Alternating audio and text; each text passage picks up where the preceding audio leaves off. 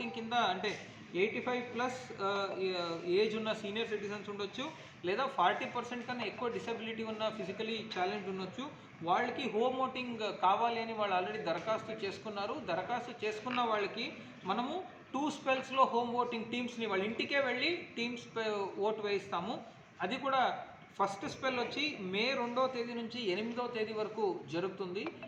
మళ్ళీ ఆ రోజుల్లో మేము మా బృందం అక్కడ వెళ్ళినప్పుడు ఎవరైనా లేకపోతే ఆ లెఫ్ట్ ఓవర్ ఓటర్స్ని కవర్ చేసేదానికి సెకండ్ ఫేజ్ మేము 9 మే ప్లస్ 10 మే రిజర్వ్ చేసి పెట్టడం జరిగింది.